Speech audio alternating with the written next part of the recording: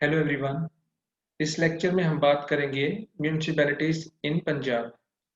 तो म्यूनिसिपैलिटी का कंसेप्ट पंजाब में बिल्कुल नया नहीं है। दरअसल म्यूनिसिपैलिटी पंजाब में 1911 से ही काम कर रही है। पंजाब म्यूनिसिपैलिटी एक्ट 1911 में इंट्रोड्यूस किया गया था। 1911 से लेके 1994 तक इसमें काफ़ी बार चेंजेस किए गए अकॉर्डिंग टू द रिक्वायरमेंट।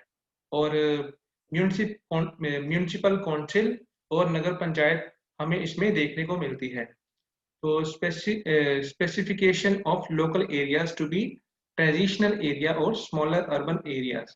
तो आगे हम बात करेंगे कि कैसे एरियाज को डिसाइड किया जाता है कि कौन सा एरिया म्यूनिसिपल काउंसिल कहलाएगा, कौन सा एरिया नगर पंचायत कहलाएगा। तो आगे बात की गई है कि स्टेट गवर्नमेंट में specify any area to be a traditional area और अ स्मॉलर एरिया। ये स्टेट गवर्नमेंट के ऊपर निर्भर करता है कि वो किस एरिया को स्मॉलर अर्बन एरिया बोलेंगे या ट्रेडिशनल एरिया बोलेंगे। While specifying so, government will take into consideration population of the area।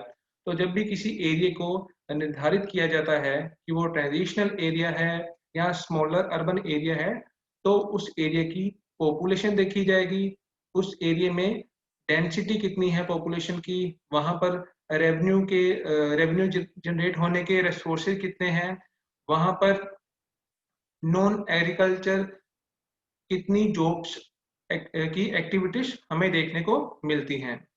आगे है constitution of municipal councils and nagar panchayat. तो where an area is specified as a transitional area, state government में constitute अ नगर पंचायत। तो देखो वो वाला area जो मतलब ट्रांजिशनल दौर जिस एरिया में चल रहा है, यहाँ पर हमें बदलाव देखने को मिल रहा है। यहाँ पर एक छोटा सा एरिया जहाँ पर अच्छी डेवलपमेंट हो रही है और मतलब जिसको छोटा शहर बोल सकते हैं आने वाले टाइम में, तो उसको नगर पंचायत की कैटेगरी में रखा जाएगा, specified as a smaller. Next है specified as a smaller urban area. तो ये भी गवर्नमेंट की तरफ से डिसाइड होता है। The government may constitute for such area a municipal council of the first class, second class and third class. तो जो म्यूनिसिपल काउंसिल के एरियाज जो होंगे उसको further first class, second class और थर्ड क्लास में डिवाइड किया जाता है। स्टेट गवर्नमेंट में चेंज इट्स क्लासिफिकेशन। तो समय के साथ साथ जैसे जहाँ पर डेवलपमेंट अच्छी होती है, डेंसिटी चेंज होती है, एग्रीकल्चर के जो नॉन एग्रीकल्चर जॉब्स की जो चेंजेस देखने को मिलते हैं, उसी के अकॉर्डिंगली इनकी जो क्लासिफिकेशन है वो भी हमें चेंज होते हुए देखने को मिलती है। तो प्रेजेंट टाइम में हमें देखने को मिलता है पंजाब में पंजाब म्यूनिसिपल अमेंडमेंट एक्ट 1994। तो इसमें हमें देखने को मिलता है कि 27 म्यूनिसिपल काउंसिल्स हैं जिसको फर्स्ट क्लास में रखा गया है। 39 सेकेंड क्लास में है म्यूनिसिपल काउंसिल और जो थर्ड क्लास है उसमें रखी गई है 30 एरियाज को। ऐसे ही जो नगर पंचायत है उसके 29 एरियाज हैं। तो म्यूनिसिपैलिटी जब है उसको हम किस तरीके से डिफाइन कर सकते हैं, यानी कि एक ऐसी संस्था होती है जो लोगों के द्वारा खुद ही चलाई जाती है, कॉन्स्टिट्यूटेड एज अ नगर पंचायत और म्यूनिसिपल काउंसिल। तो इसको देखो, या तो नगर पंचायत का नाम दिया गया है कुछ एरियाज में या म्यूनिसिपल काउंसिल का नाम दिया गया है कुछ एरियाज में, और defined as territorial area of a municipality. तो जिस भी एरिया में आपको नगर पंचायत, म्यूनिसिपल काउंसिल देखने को मिलेगी, तो उस एरिया को हम म्यूनिसिपैलिटी के अंडर बोलेंगे और म्यूनिसिपैलिटी बोलते हैं उस एरिया को। आगे हम करेंगे इसकी कंपोजिशन। कंपोजिशन का मतलब इसकी बनतर, यानी कि कौन कौन से इसके सदस्य होंगे। तो आगे है जो भी इसके मेंबर्स होंगे वो होंगे इलेक्टेड। इलेक्टेड यानी कि जिनके इलेक्शंस होते हैं। एक होते हैं इलेक्शन, दूसरी तरफ होते हैं सिलेक्शन, जो सिलेक्ट होते हैं एग्जाम दे के, और दूसरी तरफ देखने को मिलती है हमें इलेक्शंस देखने को मिलते हैं। तो वो जो इलेक्ट होंगे इसके मेंबर, और साथ ही साथ स्टेट गवर्नमेंट के द्वारा ये निर्धारित होते हैं, और डायरेक्ट इलेक्शंस होते हैं। डायरेक्ट इलेक्शंस मतलब on the basis of adult franchise, यानी कि बालग मत अधिकार के अनुसार इनके चुनाव होते हैं।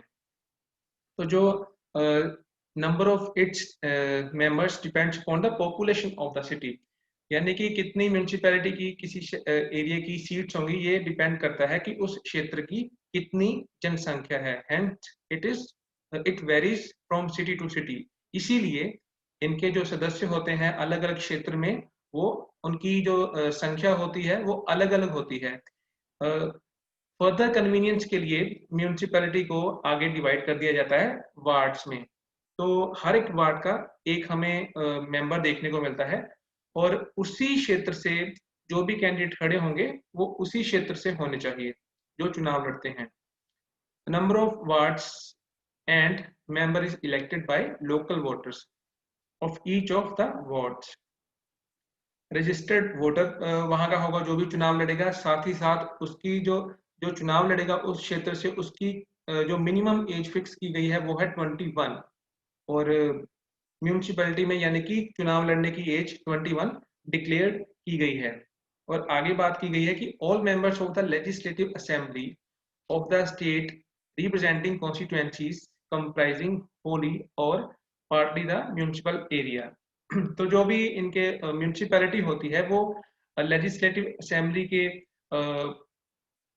उसी के अंडर कंप्लीट एरिया आता है कुछ लेजिस्लेटिव असेंबली का, या हाफ एरिया हमें देखने को मिलता है। आगे है कि जो सीट्स होती हैं मेंबर्स की वो किस तरीके से हमें देखने को मिलती हैं, वो आगे फर्दर कुछ कैटेगरीज में भी देखने को मिलती है। यानी कुछ सीट्स ऐसी होती हैं जो हमें रिजर्व देखने को मिलती है म्यूनिसिपैलिटी में। तो सबसे पहले हम बात करेंगे यहाँ पर शेड्यूल्ड कास्ट की। तो इनके लिए कुछ सीट्स रिजर्व की जाती हैं। वो देखा जाता है कि किस एरिया में शेड्यूल्ड कास्ट के लोगों की कितनी संख्या है, तो उसी के अकॉर्डिंगली उनके लिए सीट्स जो होती हैं वो रिजर्व कर दी जाती हैं। और वहां पर जो चुनाव होंगे, कुछ जो सीट रिजर्व होंगी वहां पर रोटेशन के अनुसार वहां पर सीट रिजर्व की जाती है उस म्यूनिसिपैलिटी में। नेक्स्ट है बैकवर्ड क्लास। अगर कोई पिछड़ी जाति का, पिछड़ी श्रेणी का व्यक्ति है तो उनकी भी जनसंख्या अनुसार उनके लिए एक सीट रिजर्व की जा सकती है। ऐसे ही जो टोटल सीट्स शेड्यूल्ड कास्ट के लिए रिजर्व की जाती हैं उसमें से 1/3 सीट्स एससी वुमेन के लिए रिजर्व होती हैं। और आगे है विमेन। जो फोर्थ हमें रिजर्वेशन देखने को मिलती है वो होती है औरतों की। तो जो टोटल सीट्स होंगी वार्ड्स की, फॉर एग्जांपल किसी म्यूनिसिपैलिटी में 60 सीट्स हैं तो वहां पर हमें 20 सीट्स औरतों के लिए रिजर्व्ड देखने को मिलेंगी। यानी कि ये वाली विमेन में जो एससी वाली विमेन होंगी वो भी शामिल होती हैं। आगे हम फर्दर बात करेंगे ड्यूरेशन कितना होता है म्यूनिसिपैलिटी का, वो होता है 5 साल। तो उससे पहले भी इनको डिजोल्व ये हो सकती है, यानी कि ये पहले अपना कार्यकाल पूरा होने से इनको भंग किया जा सकता है। तो कौन कौन सी ऐसी सिचुएशन होती है जब इनको भंग किया जा सकता है? अगर ये मतलब कंपीटेंट साबित नहीं हो पाते अपनी ड्यूटी के प्रति, यानी कि जो इनका कामकाज है अगर वो मतलब उसके ये योग्य नहीं है तो तब भी इनको हटाया जा सकता है। Persistently makes default in the performance of its duties. जो भी इनका कामकाज है लगातार उसमें डिफॉल्ट अगर इनकी तरफ से किया जाता है, या अपनी जो शक्तियां हैं उसका गलत इस्तेमाल करते हैं, या जो भी स्टेट गवर्नमेंट्स की डायरेक्शंस आ रही हैं उसको अगर ये फॉलो नहीं करते तो म्यूनिसिपैलिटी को डिसोल्व यानी कि भंग किया जा सकता है। उसके बाद हम बात करेंगे election of the president and vice president. तो यहाँ पर हम देखेंगे कि हर एक जो म्यूनिसिपैलिटी होती है वहां पर आपको प्रेसिडेंट और वाइस प्रेसिडेंट देखने को मिलेंगे। When two presidents are elected on the same date, the municipality declare which of them shall be deemed to be the senior.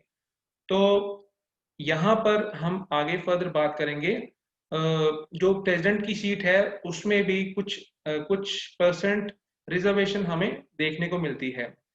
तो 5% रिजर्व होती हैं शेड्यूल्ड कास्ट के लिए, 5% ही रिजर्व होती हैं विमेन के लिए। इसी में इंक्लूड होती हैं शेड्यूल्ड कास्ट की विमेन और 2% रिजर्व होती हैं बैकवर्ड क्लास के लिए। आगे बात की गई है office of president and vice president, यानी कि इनका जो कार्यकाल होता है ये कितने समय तक अपने ऑफिस में काम करेंगे। तो वो लिखा गया है को टर्माइनस विद टर्म ऑफ म्यूनिसिपैलिटी, यानी कि जब तक म्यूनिसिपैलिटी अपने ऑफिस में काम करेगी तब तक इनका टेन्यूर कंटिन्यू होगा, कार्यकाल हमें देखने को मिलेगा। आगे है टर्म ऑफ वाइस प्रेसिडेंट। तो जो वाइस प्रेसिडेंट होते हैं उनकी जो